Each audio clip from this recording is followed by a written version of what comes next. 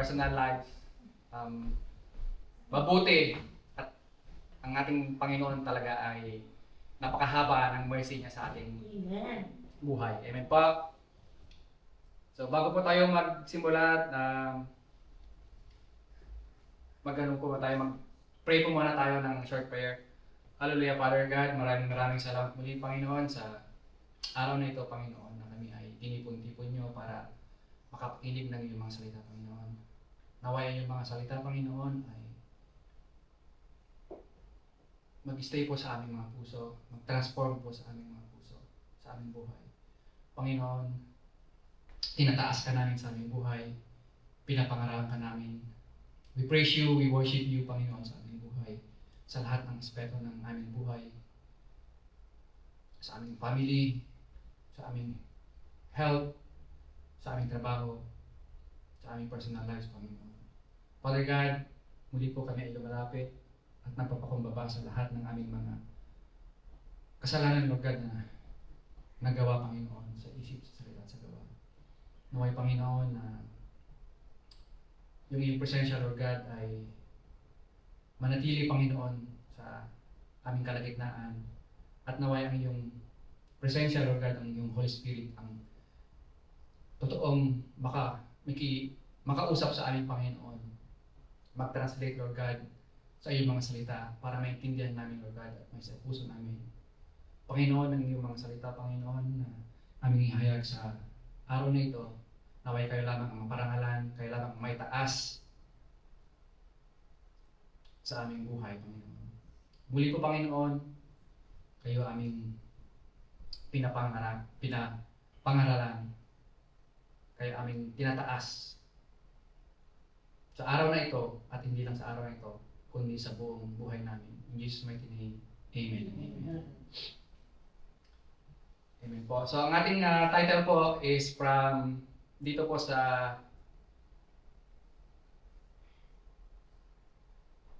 galing po sa prophets, si prophet Joel dito po sa chapter 1 verse 1 to 3.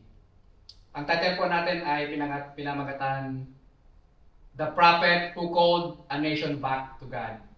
Again po, The Prophet Who Called a Nation Back to God.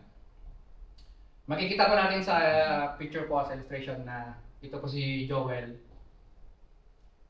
At ito po yung mga Israelites, tinawag po ni Joel dahil po sa binigay na propesiya ng ating Panginoon. Nagkaroon po dito sa Jerusalem, nagkaroon po ng plague, yung mga locust o yung grasshopper. Ito po ay kinain lahat or dinestroy po yung city ng Jerusalem. Na lahat po ng kabuhayan nila, lahat po ng source of ng kanilang pagkain, ng pamumuhay, yung po ay na-destroy dahil po sa plague na ito, yung locust. At mapapag-aralan po natin ito na talagang na itong locust na ito ay hindi lang po literal na nangyari, kundi po parang metaphor din po na nangyayari sa ating buhay ngayon. Amen. And dito po sa main verse natin is from Joel chapter 2 verse 12 to 13. Even now declares the Lord, return to me with all your heart, with fasting and weeping and mourning. Rend your heart and not your garments. Return to the Lord your God, for He is gracious and compassionate, slow to anger, and abounding in love, and He relents from sending calamity. The book of Joel may only have 3 chapters, which is true po, na maliit lang ang chapter nito. So, ang ano ko po sa atin, yung assignment po natin is basahin po natin ito dahil napakaiksi lang po. wala pang 20 minutes. Tapos na po tayo dito sa pag-aaral po sa Book of Joel. But it contains one of the most powerful messages in the Bible. It teaches us that God uses difficult circumstances to call His people back to Him. And it restores those who genuinely repent and promise the final justice and victory for those who remain faithful. Yung highlights lang po, the highlights sa chapter na ito is, number 1, God uses crisis to wake us up. Sometimes God allows hardship not to destroy us, but to awaken us. And second, repentance brings restoration. Sabi po dito sa Joel chapter 2 verse 25, I will restore to you the years that the locust has eaten. And third po, God will judge evil and defend His people.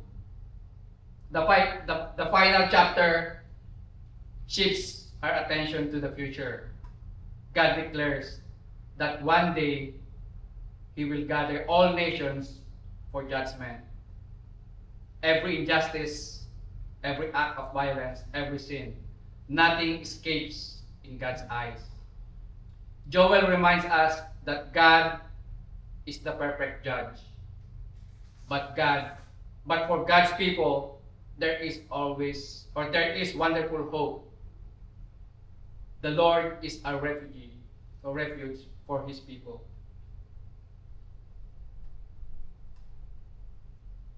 Amen. So dito po, matatanong po natin, sino si Joel? Who is Joel? Ang Hebrews po, it translates the name Joel of Hebrew origin, Yoel, and translates to Yahweh. And is God or the Lord. Pag pinagsama po, the Lord is God. It combines two names, Yah or Jehovah, and El means God. Kaya Yahweh. The Lord is God. Amen. And dito po sa Prophet Joel, many people know the great heroes of the Bible. Sino po yung mga sikat? Sino po yung mga familiar na nababasa natin sa story ng Bible? Diba? Moses parted the sea, the Red Sea. Joshua stopped the sun. David defeated Goliath. Elijah called the fire from heaven. And Daniel survived from the lion's den. But Joel, di ba, hindi po natin masyadong naririnig si Joel. Not unless po, best friend nyo. We know very little about his personal life. He performed no record of miracles. He defeated no armies. He built no temple. Yet, God entrusted him with one of the most powerful prophetic message in all scriptures. Joel reminds us that God does not measure greatness by public accomplishment, but by faithfulness in delivering His message. His prophecy still speaks today because the condition of Israel in Joel's day resembles the condition of many hearts today. People may have successful careers, beautiful homes, good health, yet spiritually empty. Joel's message is timeless. When people return to God, restoration begins. Again po, when people return to God, restoration begins. And dito po sa ating first pointers, ang title po niya is, God sometimes uses crisis to awaken His people. Yung crisis na ito po yung nangyari nga po sa Jerusalem na yung locust. Ito po yung sinasabi dito na crisis na nagkaroon po ng plague, nagkaroon po ng yung locust kinain lahat,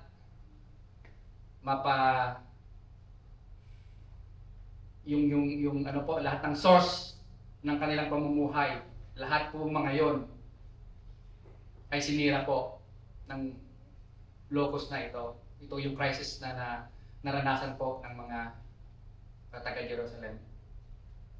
Amen. And dito po sa Joel chapter 1 verse 13 to 14.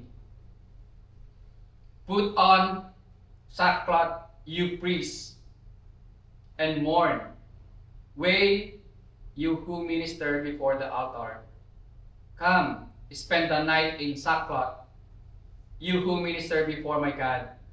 For the grain offerings and drink offerings are withheld from the house of your God. Declare a holy fast, call a sacred assembly, summon the elders and all who live in the land to the house of the Lord your God, and cry out to the Lord. So Joel did not ignore the disaster. He interpreted it spiritually. Sometimes suffering isn't punishment. Sometimes it is God's alarm clock. God often shakes what is temporary to awaken us what is eternal. God uses crisis to wake us up. Joel begins with devastating locust plague. The locusts destroy the crops, the fields become barren, foods run out, and even the animals suffered from hunger and drought. This disaster was more than a natural event. It was a spiritual wake-up call. God wanted His people to realize they had drifted away from Him. So Joel called everyone, ito na po, yung the elders, the priests, and the entire nation to humble themselves, fast, pray, and seek the Lord. One of the greatest lessons from Joel, dito po sa Joel chapter 1, is this. Sometimes God allows hardship not to destroy us, but to awaken us. Sometimes po, ganito tayo, nasa po natin yung crisis sa ating buhay, di ba? Madami tayong mga problema. Kung i-apply po natin sa sarili natin today, nowadays, ano po yung mga crisis na nangyayari sa ating mga buhay? Yung mga crisis po na nangyayari sa ating mga buhay, sa mga personal lives, hindi po dapat yun yung mag-drifted away sa atin. Hindi po dapat yung mga crisis na yun ang nagpapalayo sa ating Panginoon. Kundi, yun ang gamitin natin para lalo tayong kumapit sa ating Panginoon. Kung sa atin, mga tao, hindi natin kaya yon, yung mga problema natin, yung mga crisis na nangyari sa atin, hindi natin kaya pagdaanan yon.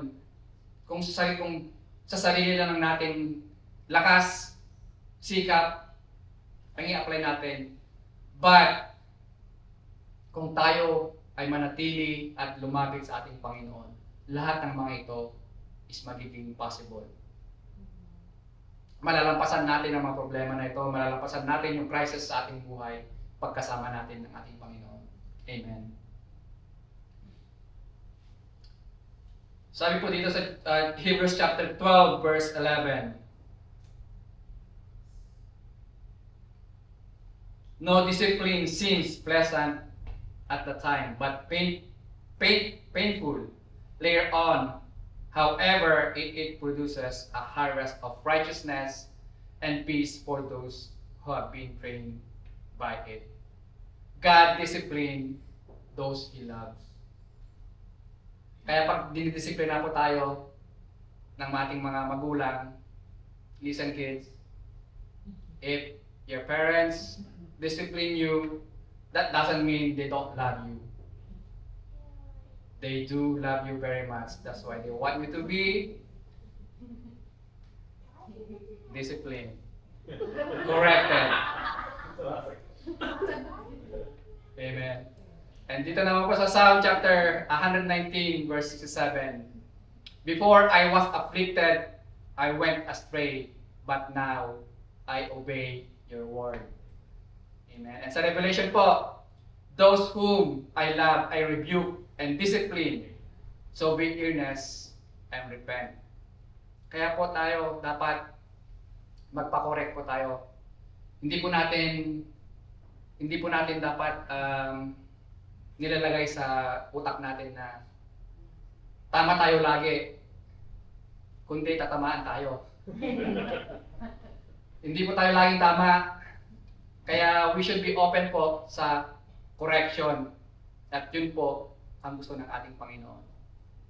And kailangan po dapat din, kahit open tayo sa correction, dapat meron din po tayong repentant heart. Kahit naman po nagpapakorek tayo kung wala din po tayong repentant heart, it's useless. Nothing din po. Amen. Jesus says correction is evidence of love. Sometimes we pray, Lord, remove this problem. But God says, no, I want to remove the pride hiding beneath it. Sometimes God changes our circumstances. Sometimes He changes us first. Amen. And number 2 pointers po, God desires a genuine repentance, not religious performance. So Joel chapter 2 again, verse 12 to 13. Even now declares the Lord, return to me with all your heart, with fasting and weeping and mourning. Rend your heart and not your garments. Return to the Lord your God, for He is gracious and compassionate, slow to anger, and abounding in love. And He relents from sending calamity. Mapapansin po natin dito, sabi, rend your heart, not your garment. Ano pong ibig sabihin nito? Ang gusto po ng ating Panginoon ay yung hindi pakitang tao. Di ba sabi dito na, kasi back in the days po, yung mga religious people po, pag nandun po sila sa temple, ano po ginagawa nila? Pinupunit po nila yung damit nila to show po how repentant they are. To show how sorry they are sa kanilang mga nagawang kasalanan sa ating Panginoon. Pero po minsan kasi nangyayari, nagiging artista na tayo eh. Na ang galing-galing na nating mag-pretend na akala nila porke tayo ay magaling na. Akala nila magaling na tayong magsamba, magturo, mag-ask ng forgiveness. Akala nila, oh, napaka-holy niya. Ganun, di ba? Minsan nakikita natin ganun, napaka-holy niya. Na nakikita natin yung isang tao na magaling siya umarte, mag-pretend. Pero yung puso pala niya, kakaiba. Na yung puso niya bato. Pero ang gusto po ng ating Panginoon sabi dito, rend your heart and not your garments. Kaya ang gusto ng ating Panginoon, yung ating puso, yung tunay na pagbabago, yung tunay na repentance, yung tunay na pagbabalik sa ating Panginoon. We can pretend sa ating mga kasama, we can pretend na tayo ay talagang humingi, talagang tunay, sincere na nagpapakumbaba sa ating mga kapatiran. Pero hindi tayo makapag hindi tayo tago sa ating Panginoong Hesus Kristo. Hindi natin ma-hide, hindi tayo makakapag-pretend sa ating Panginoon kung ano talaga yung laman ng ating puso. Amen. Sabi po dito, rend your heart and not your garments. In Joel's culture, ito na po yung kanina na, in Joel's culture, people tore their clothes to show grief, but God says, I am not interested merely in outward emotions. I want your heart. Many people today have church attendance, Bible knowledge, Christian language, religious appearance, yet their hearts remain distant. God always looks deeper. Joel continues by warning that the day of the Lord is near. God's judgment is real, but His mercy is even greater. Dito po sa Joel chapter 2 verse 13, sabi ulit, God gives one of the Bible greatest invitations. Return to me with all your heart and rend your heart and not your garments. God wasn't asking for any religious rituals. He wanted sincere repentance. Ang ating Panginoon po, God says about Himself that He is gracious, He is compassionate, He is slow to anger, and abounding in steadfast love. That is the heart of our God. When people return to Him, God promised something. God promised something beautiful. I will restore to you the years that the locust has eaten. Joel chapter 2 verse 25. And only God can restore what seems permanently lost. Maybe we have lost years because of wrong decision, broken relationship, fear, or spiritual neglect. But God may not erase the past, but He can redeem it and use it for His glory. Ang sabi ng ating Panginoon, I will pour out my spirit in all people. This prophecy was fulfilled in the Pentecost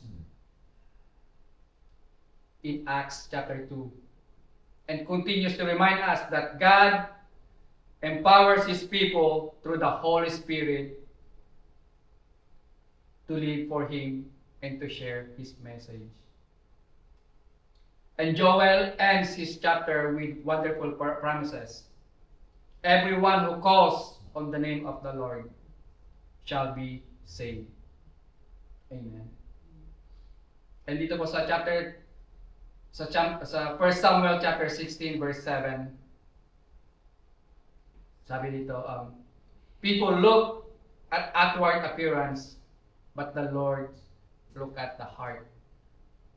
And sa Isaiah chapter 29 verse 13, these people come near to me with their mouth and honor me with their lips, but their hearts are far from me.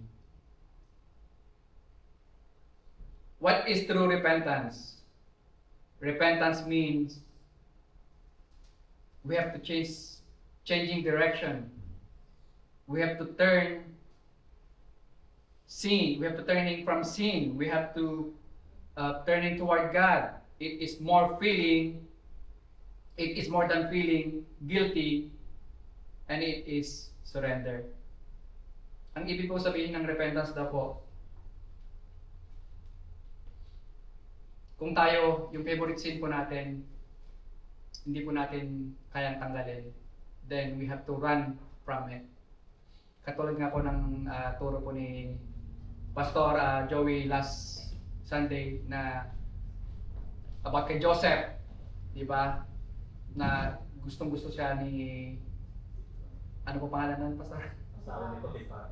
Asawa ni Potiphar. Hinabol siya kasi gustong-gusto niya, pero ano po ginawa ni Joseph? Tumakbo palayo. Same way po, ganoon din po dapat tayo. Ang repentance daw po, hindi lang about yung ating nararamdaman, kundi yung pag-decide natin na hindi natin gagawin yun at magbalik loob tayo lumapit sa ating Panginoon. Amen po. And number 3, God's character makes restoration possible. God's character makes restoration possible. Again po sa Joel chapter 2 verse 13, rend your heart and not your garments. Return to the Lord your God, for He is gracious and compassionate, slow to anger, and abounding in love, and He relents from sending calamity.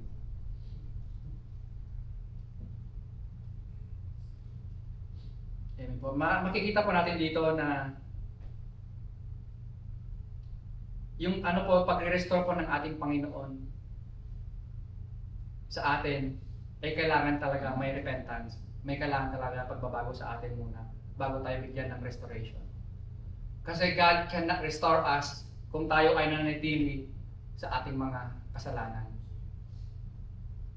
Bago tayo i-restore ng ating Panginoon, gusto niya yung total na pagbabago natin, yung total na ipagkatiwala natin ang buhay natin sa Kanya. Na ang buhay niyang na hindi natin kaya lahat ng mga ito kung wala ang ating Panginoon sa ating buhay. We should be stop pretending na okay tayo, kundi isabi natin lahat sa ating Panginoon. Dahil nakikita niya ang ating puso eh. Alam niya ang laman ng ating puso. Amen. Dito po sa Exodus chapter 34 verse 6 to 7. And he passed in front of Moses proclaiming, the Lord, the compassionate and gracious God, slow to anger, abounding in love and faithfulness, maintaining love to thousands, and forgiving wickedness, rebellion and sin, yet He does not leave the guilty unpunished.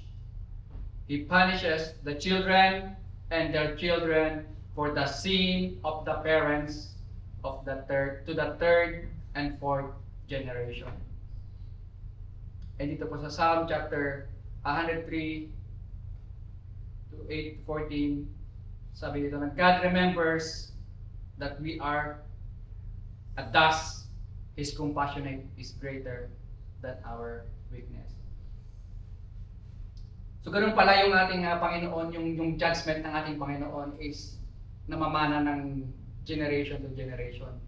Not only to third generation, kundi pati sa fourth generation natin. Kaya kung yung mga ninuno po natin hindi nakapag-repent, bumalik sa ating Panginoon, ang mga children's and children's and children's, their children's and their children's, ay nararanasan po yung mga ganong judgment ng ating Panginoon. So what do we have to do para ma-break yung ganon? Ma-break yung chain na yon? It is up to us na magbalik sa ating Panginoon. It is up to us na tayo ay bumalik sa Kanya at mag-repent ng ating mga kasalanan. And God will cut that chain and He will renew us. Amen.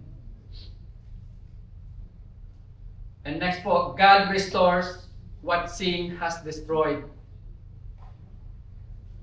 God restores what sin has destroyed. Dito po sa Joel chapter 2 verse 25. I will repay you for the years the locusts have eaten, the great locust and the young locust, and the other locust and the locust swarm, my great army that I sent among you. Dito po sa chapter 2 po sa Joel, yung mga locust po nga ito,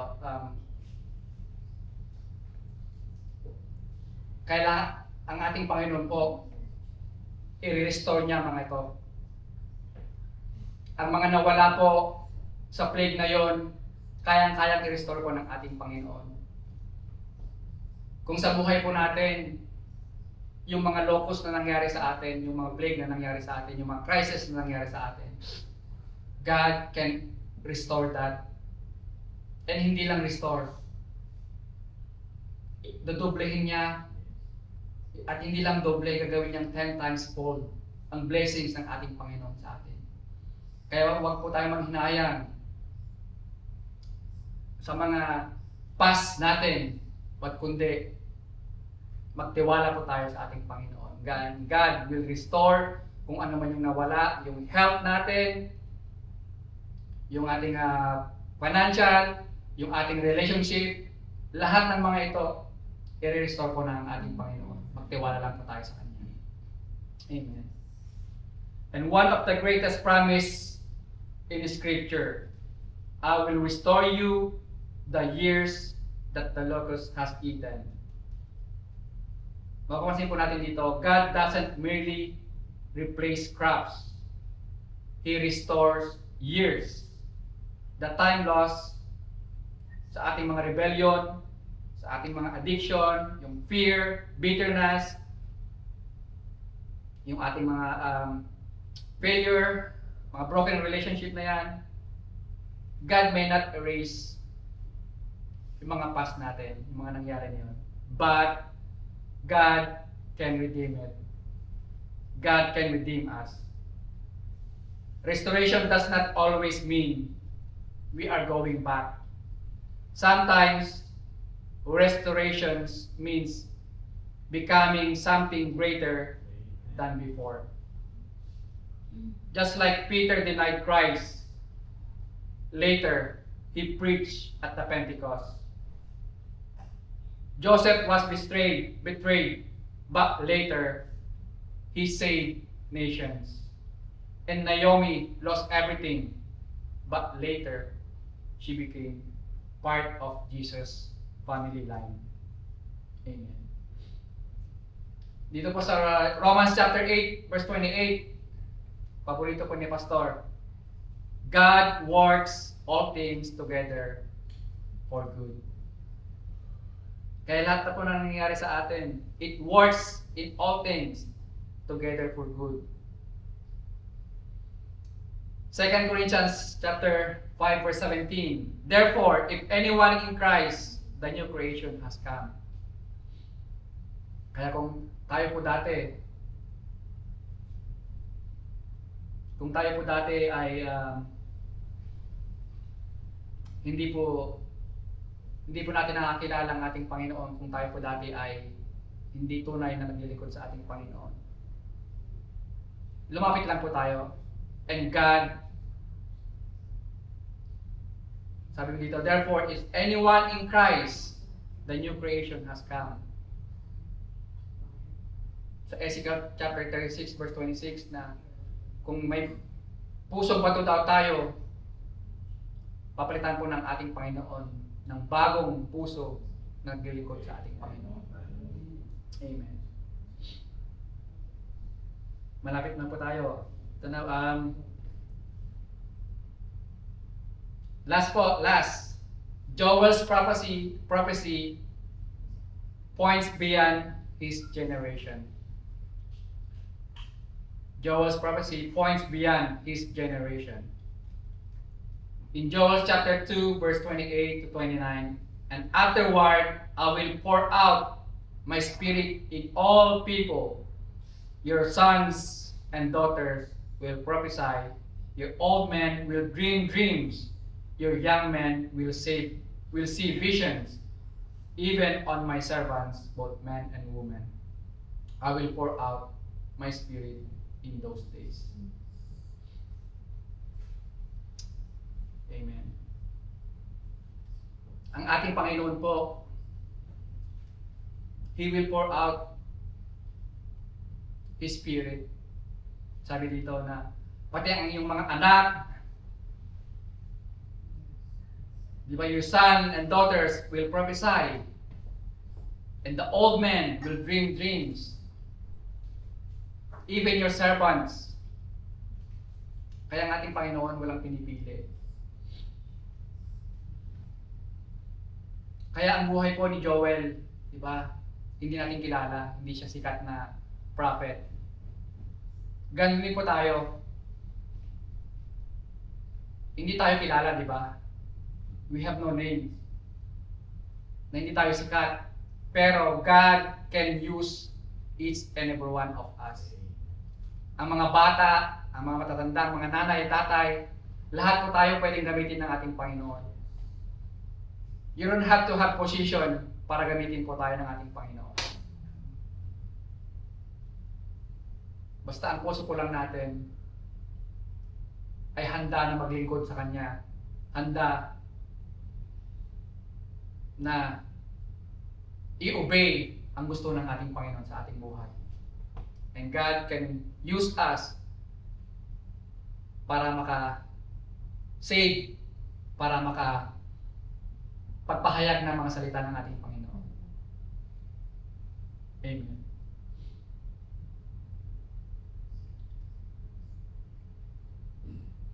And dito po sa Ezekiel chapter,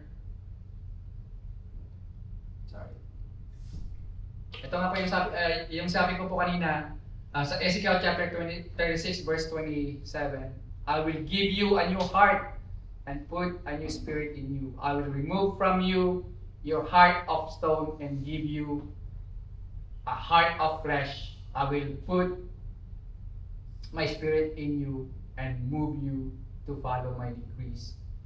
And be careful to keep my laws. And sa John chapter 14 verse 16 to 17, and I will ask the Father, and He will give you another advocate to help you and be with you forever, the Spirit of truth. At alam ko po, naniniwala po ako, ang the Holy Spirit po ay nasa atin, sa kalagitnaan po natin. At alam ko po na ang Holy Spirit ay kumakatok sa ating mga puso. Alam ko po na tayong mga anak po ng Diyos ay ginagamit po ng Holy Spirit po para magpahayag ng salita ng ating Panginoon.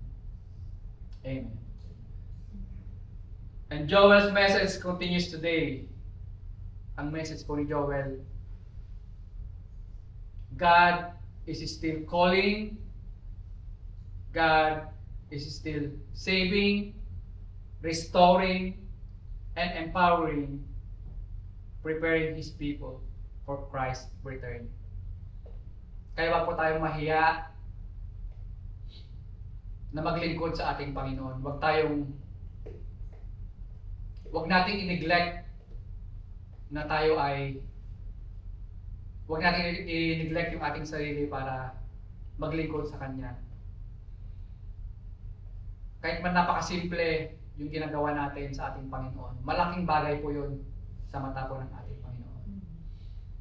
Wag po nating i-belittle yung sarili natin na porket ang mga ibang tao ay napakagaling magpahayag ng salita, hindi po tayo dapat ma-discourage na tayo rin ay kayang gamitin ng ating Panginoon. In any, kung hindi lang tayo ginagamit ng ating Panginoon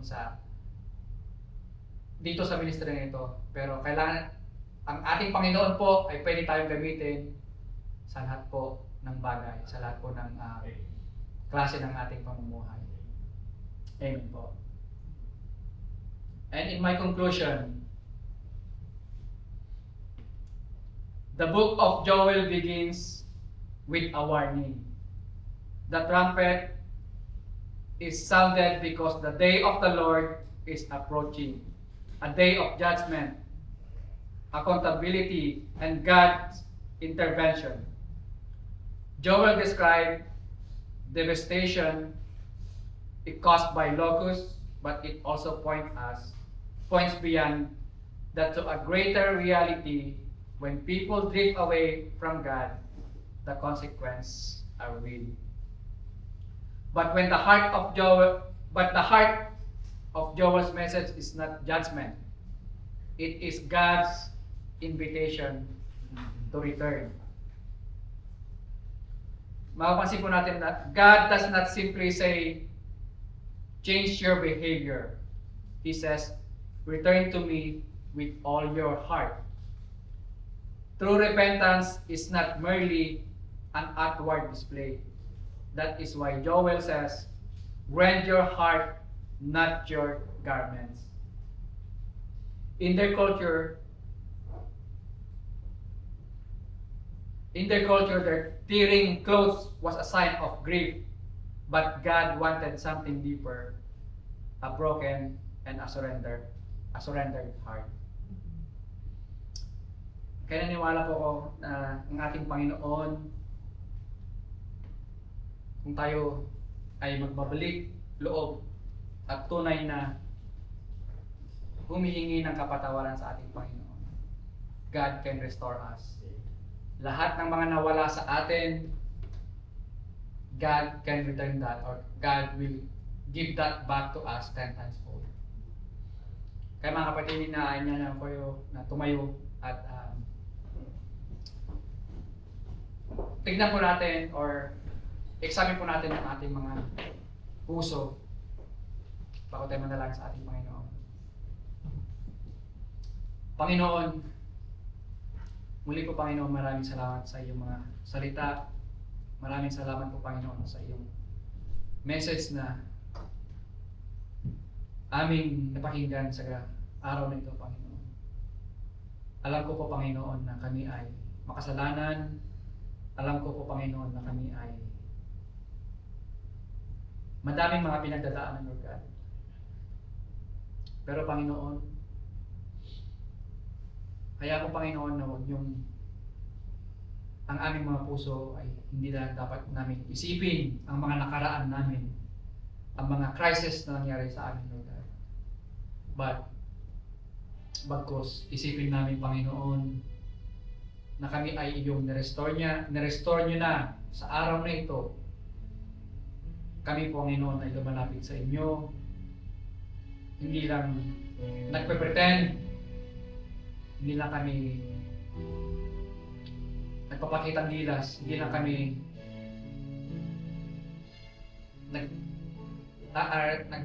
umaarte na kami ay totoong nagpapakumbaba. Kundi Panginoon, tignan niyo ang aming mga puso. Hawakan niyo ang aming mga puso, Panginoon. Kami, Panginoon, ay truly asking for your forgiveness, Panginoon.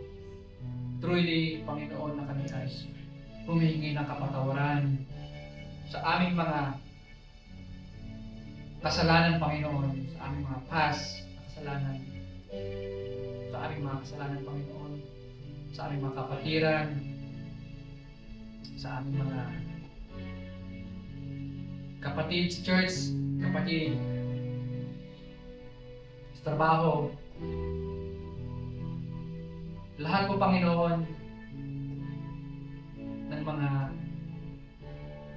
hindi ka nais sa aming mga puso, Panginoon. Tanggalin niyo, humingi kami ng kapatawaran niyo. Remove, Lord God, lahat ng aming bitterness. Remove, Lord God, lahat ng aming mga hidden sin, Lord God, na hindi namin matanggal-tanggal sa aming mga puso. Panginoon, yung pride namin, tanggalin niyo po, Panginoon, sa aming mga puso at isipan. Hayaan niyo, Panginoon, na kami ay totoong magbago, Panginoon. Hayaan niyo, Panginoon, na kami ay totoong maglingkod sa inyo. At alam ko po, Panginoon, na ang iyong mga message today is just to wake us up, Lord God. Yes. Na kami ay makasalanan, na totoong may judgment, Lord God, kung kami ay hindi magbabago. Kaya, Panginoon, kami ay lumalapit sa iyo, not just tearing our garments, Lord God, but yung aming puso, Panginoon.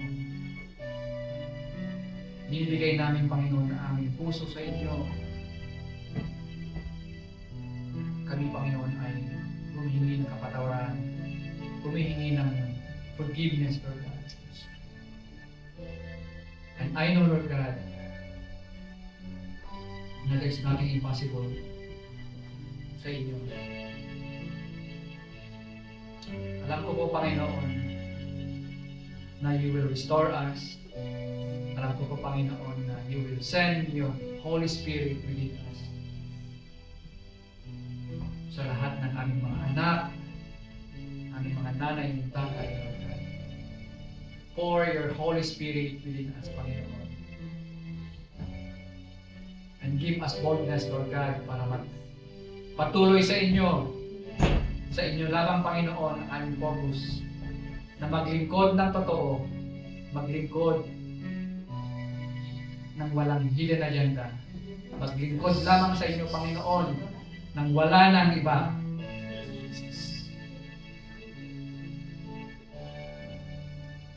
Panginoon, salamat. Salamat muli, Panginoon, that you've given us many chance para kami, Panginoon, ay lumapit sa inyo. And this is the right time na ma-examine namin ang aming mga puso, Lord God. Totoo nga na dapat na tunay na pagbabago sa aming buhay. Ay muli ko, Panginoon, we ask, Lord God, to bless your people, Lord God. And we ask, Lord God, to bless mga pakinig ng iyong mga salita sa araw na ito, Panginoon. Not only today, but sa susunod pa, Lord God, na araw through Facebook. Panginoon, muli ko, Panginoon, na kami ay lumalapit. At alam ko po, Panginoon, na good things, Lord God, will happen to this church, Lord God. Good things, Lord God, will happen to this church. You will restore this church, Lord God. You will send, Lord God, your workers para magpatuloy na lumago, magpatuloy, Lord God, yung mission namin, ang mission na maglingkod sa inyo ng totoo at tapat, at kayo lamang dapat ang may taas sa church na ito at sa aming buhay. Ito po ang aming panalangin sa ngalan ng iyong bugtong na anak na Jesus, ang pangalang Jesu Cristo, and the Holy Spirit be with us. In Jesus' name, Amen.